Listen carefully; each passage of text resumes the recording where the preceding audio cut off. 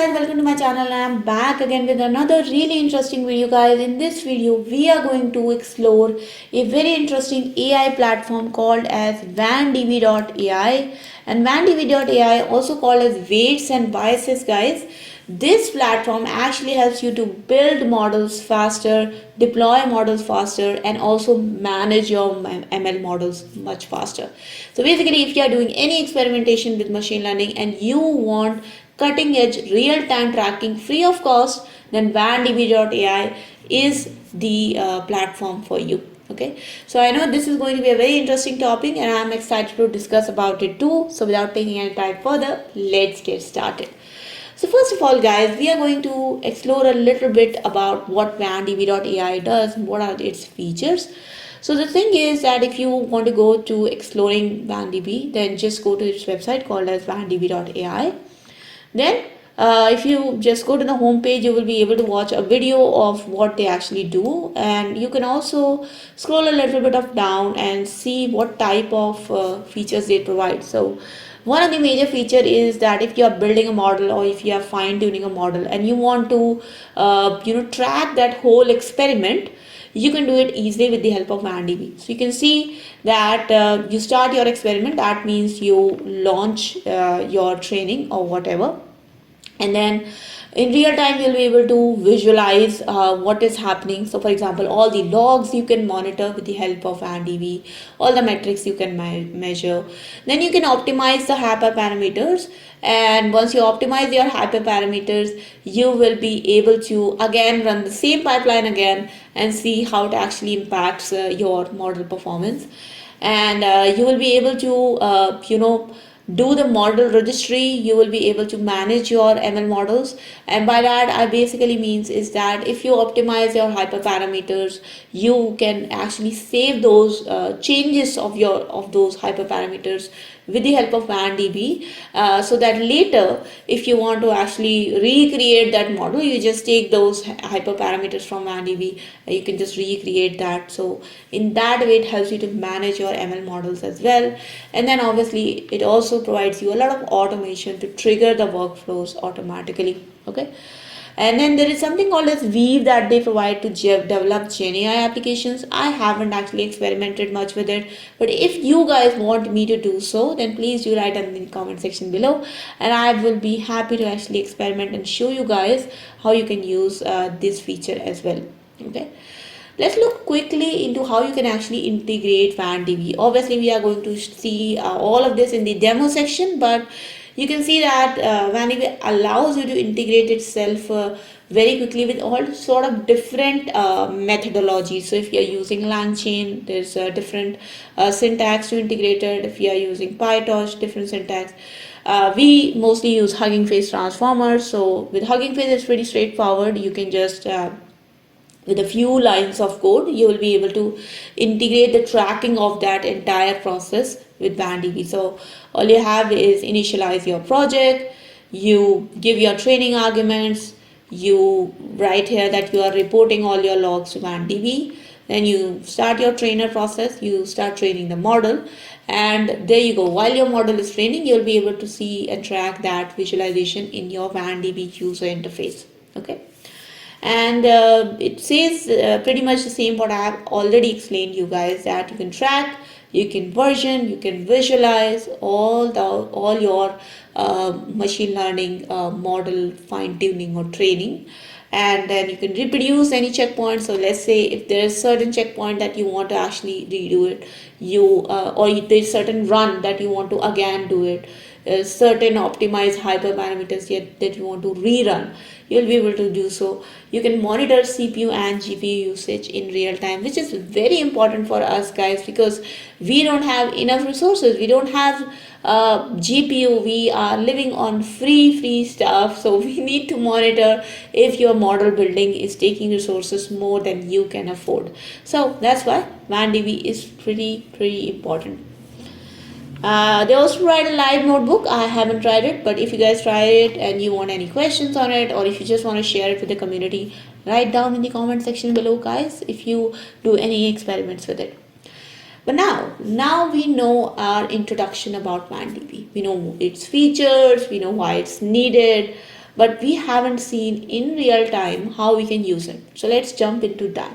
First of all, to start exploring, experimenting with WandDB, you have to create an account on it. So you can just click on login, and you can log in with your Google account, or you can create sign up and you can sign up for free. Once you sign up, guys, you will actually go into a home page like this, and obviously that's pretty much it. You can give your introduction if you want to. I don't really want to, but let's go straight into the projects. Okay, so I'm just gonna click on projects here, and yeah, there you go. Click on projects. Now you can see here you have got few options. You can create a new project, and there are certain projects that are already showing to me as well, and this is pretty much your profile. You can click on user setting also, and if you want to change anything. Okay, but let's go back into the projects, guys. So the first thing first is to start off with WandDB is to create a project. That's the first thing that you do. You create a project. And what I would actually recommend you that just create a dummy project. So for me, I just created a test project through that small button there, create project. And once you create a project, you will get a API key.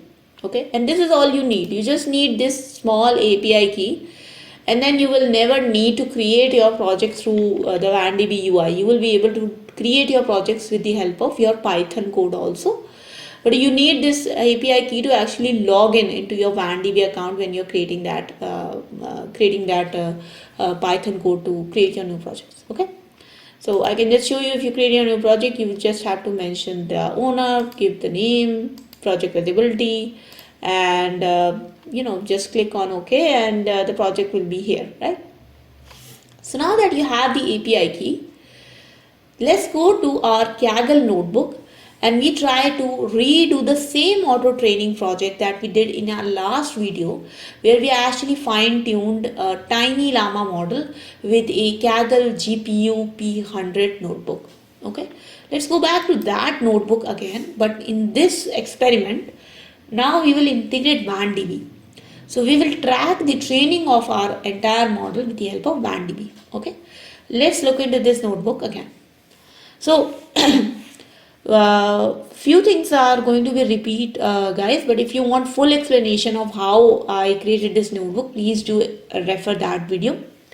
But first thing first, guys, we just are fine tuning a model. So we have our pip install WandDB, and then we are fine tuning with the help of Autotrain. So we have pip install Autotrain advanced, and then we call Autotrain setup to actually set up our entire environment by to use Autotrain command line argument, right? So once you have that, then you import WandDB. And I told you that you need to log in into WandDB with the help of that API key, right? So you need to do wandb.login. When you do wandb.login, it is going to give you a prompt. And in that prompt, you can enter that API key, which you just copied from that dummy project that you created, right? Now you have to give certain hyperparameters, certain parameters for auto training your model, which is pretty much basic: project name, model name, push to hub. I don't want to push to hub, so it's just false. And the repo ID is your Huggingface repository ID. Then comes all your hyperparameters. Okay, and then you assign all those hyperparameters to your environment variable, because that is where your auto train Python module is going to take it from. But now comes the interesting part. The part that you have not seen in the previous video is initializing a WandDB project with the help of the WandDB Python API. So to initialize it, you can just see that I have done exactly same as that of the instructions that are given on the home page of WandDB. I have just in wandb.init, provide my project name. So this is my project name. And then I give a config. So this config is all the parameters that I want to track. I want to optimize them in future. So I want that every time I run a WandDB project, that means every time I'm training my model, let's say every time I'm experimenting with the model, I am experimenting with these hyperparameters. So in that run, in that experiment run, it is going to tag these parameters with that run, so that whenever you go to that particular So I ran my ML experiment with Wandb. Let's click on it and let's see what are the parameters that I actually used to train my model. So if you want to track those parameters, you want to keep a log of them, then put them in this config here, so that these parameters will be pushed to the Wandb repository and you will be able to refer to them in future in relation to the machine learning pipeline that you are running now. Okay. It will get more clear to you guys when we will see the UI after the run is completed. So let's first go a little bit further. Okay, but for now just understand these are the parameters we are tracking and this is the name of my project. Finally, you just type your Autotrain command, your Autotrain command line, and the only difference in this command is that I have added minus minus log option, and against that log option I have provided the argument as Wandb. So that's the only difference, the only change that you have to do with your Autotrain command. Just add the option log with Wandb, and by that your all your Autotrain logging, CPU processing metrics will automatically get pushed to Wandb. Okay, so this is the only change that you have to do in your Autotrain command. Finally, when your auto training is done, you just have to, so these are all the logs, you just have to do Wandb.finish. When you do Wandb.finish, Wandb will understand that okay, now my run is finished and all the logs, every data is then pushed to the Wandb UI. Okay.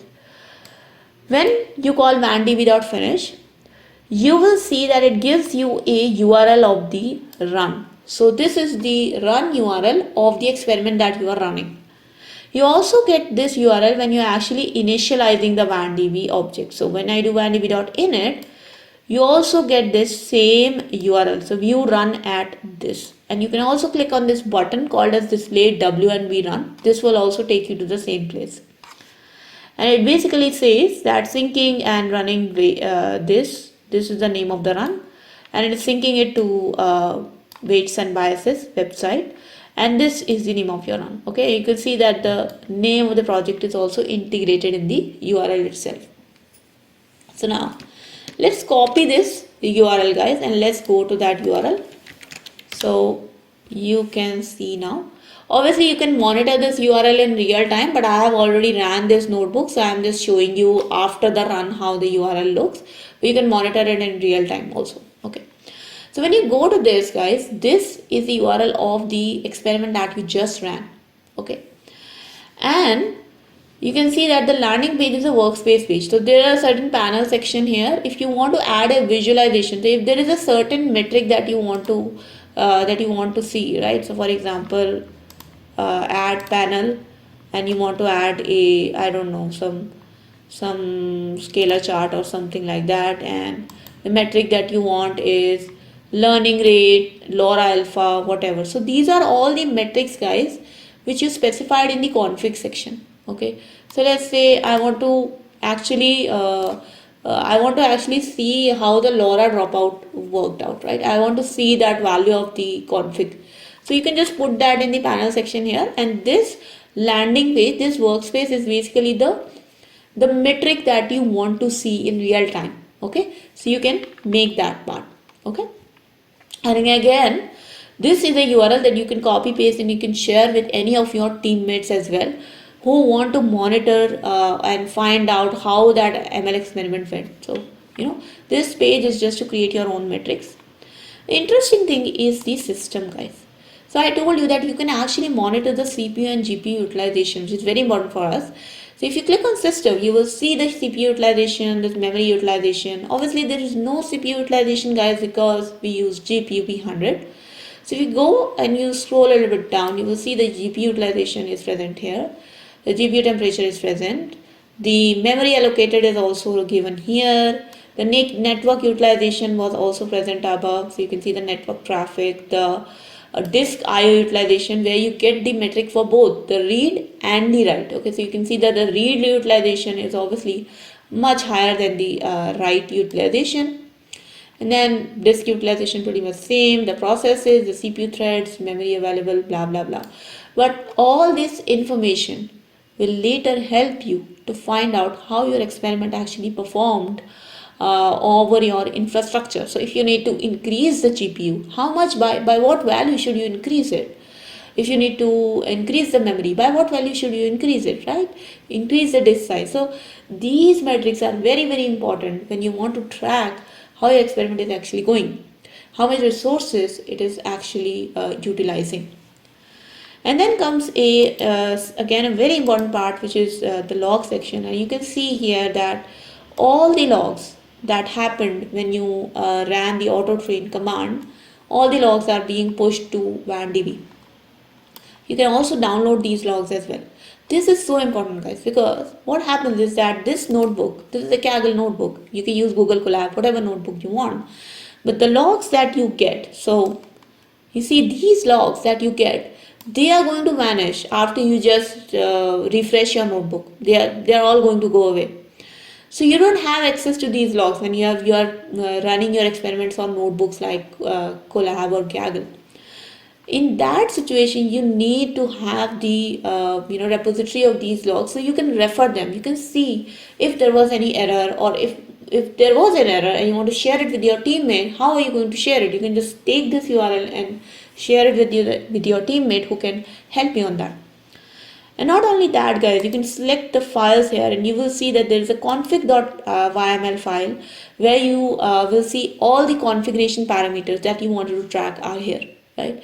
So later in time, if you want to recreate the same model, the same learning rate, same num epoch, the same value, you can just take it from here and then you will be able to do so. Okay. And obviously files has got a whole lot of things. It has got your output log also, their requirements. I don't think it requirements are txt anything, but obviously the output log is going to help you out, right? Because these are all the logs of your auto training. Pretty sure if this is not the auto training. Yeah, this is all the auto training logs, right? So this is how your run board looks, or your run link looks once you track your ML experiment with Wandb.ai and you start running it. Now if you give the same project name, so let's say if I give the same project name, which I have actually done. So I have given the same project name here and I have run this notebook multiple times. So that is why, guys, you will see that when I click on the project, so my awesome project, you will see that there are multiple runs of this same project. If you go one of the other run, which is Stellar Night, maybe because I ran it in night, you can see now that it shows me what was the LoRa dropout value. But if you go into the log section here, you will see that there was an error in log. Now I would not have been able to access this log if this was my Kaggle notebook, because obviously when you rerun the cell again, you lose all the logs. But in this case, I have it because I actually integrated it with Wandb. So that was it, guys. You can see that in real time with a good demo how Wandb is so efficient, how it is helping you to actually track your ML experiments efficiently. And this is very much needed when you actually deploy your model in production, because then you need to manage the whole pipeline. You need to make sure that everything is tracked and everything is up to the point where you don't need any extra resources and you can't afford any runtime errors at that point of time, right? So Wandb is very, very important, guys, for tracking all your machine learning experiments, and it is an essential tool for productionizing your machine learning models as well. So that was the video, guys. That was an introduction about Wandb, how you can integrate that with your own projects and how you can use that specifically with Autotrain. I hope you guys like this video, guys. If you do experiment with Wandb and you want to share it with the rest of the audience, please feel free to write down in the comment section below all the experiments that you do.